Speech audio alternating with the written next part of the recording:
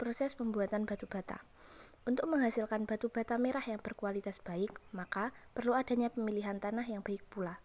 Tanah-tanah yang digunakan pada proses pembuatan batu bata ini diambil dari hutan yang berkawasan di Desa Gelangkulon, Sampung, Ponorogo. UMKM ini sendiri memilih tanah liat yang berasal dari hutan karena tekstur tanah yang baik dan tidak terlalu banyak mengandung pasir. Karena tanah yang terlalu banyak mengandung pasir akan mengurangi kekuatan dari batu bata. Setelah pemilihan tanah yang dicampur dengan abu sisa-sisa pembakaran agar nantinya tanah yang dihasilkan tidak lengket. Setelah itu, tanah disiram dengan air selama kurang lebih 12 jam agar tanah liat tersebut melunak. Selanjutnya, tanah dimasukkan ke dalam molen atau mesin penggiling hingga menjadi lumpur. Kemudian, tanah yang sudah digiling didiamkan 1 malam sebelum dicetak, gunanya agar tanah ini menjadi lebih kuat. Setelah didiamkan selama 1 malam, tanah yang telah digiling siap untuk dicetak. Proses pencetakannya sendiri yang dilakukan menggunakan cetakan khusus batu bata. Setelah itu, tanah liat yang sudah dicetak langsung dijemur di bawah sinar matahari selama 1 hingga 2 hari. Setelah batu bata mulai mengeras, proses selanjutnya yaitu disisik untuk merapikan setiap sisi dari batu bata. Selesai proses penyisikan, batu bata dijemur lagi selama 7 hari agar kering maksimal. Setelah 7 hari dijemur, batu bata disusun untuk proses pembakaran. Proses pembakaran batu bata memerlukan waktu 3 hari jika menggunakan merang atau sekam dan membutuhkan waktu hanya 1 malam jika menggunakan kayu bakar. Sayangnya, asap pada proses pembakaran ini merugikan warga sekitar karena menjadi polusi udara. Analisis penerapan prinsip-prinsip etika bisnis Islam terhadap UMKM pembuatan batu bata. Dalam etika bisnis Islam terdapat 5 prinsip-prinsip etika bisnis Islam. Yang pertama yaitu prinsip kesatuan, prinsip keadilan, prinsip kehendak bebas, prinsip tanggung jawab, dan prinsip kebenaran.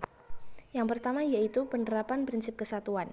Hasil data lapangan penerapan prinsip kesatuan yaitu standar kualitas pemilihan bahan sesuai syariat Islam, pemilik beragama Islam, dan menghindari riba.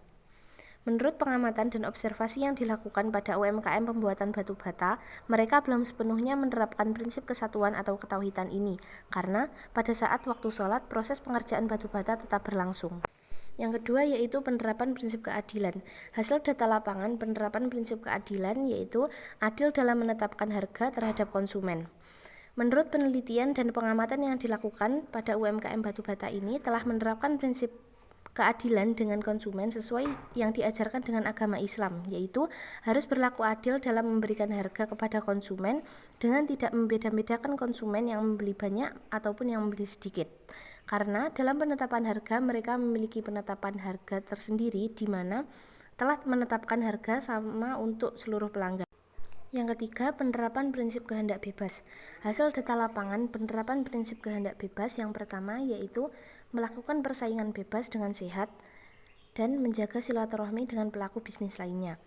Berdasarkan hasil pengamatan dan wawancara yang dilakukan pada UMKM pembuatan batu bata, melakukan penerapan prinsip kehendak bebas dengan melakukan persaingan bebas dan menjalin silaturahmi dengan para pelaku UMKM lainnya, agar menghindari persaingan yang tidak sehat. Selanjutnya, penerapan prinsip tanggung jawab. Menurut pengamatan yang dilakukan UMKM pembuatan batu bata, rasa tanggung jawab sosial belum diberikan oleh UMKM ini kepada masyarakat, karena polusi yang dihasilkan pada proses pembakaran jelas merugikan warga sekitar. Dan yang terakhir yaitu penerapan prinsip kebenaran. Hasil data lapangan penerapan prinsip kebenaran yaitu melayani konsumen dengan maksimal dan jujur dalam melakukan transaksi.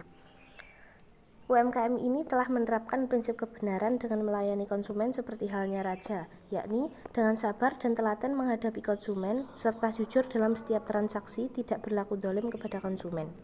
Mungkin cukup sekian analisis penerapan prinsip-prinsip etika bisnis Islam yang dapat saya sampaikan. Akhiran, wassalamualaikum warahmatullahi wabarakatuh.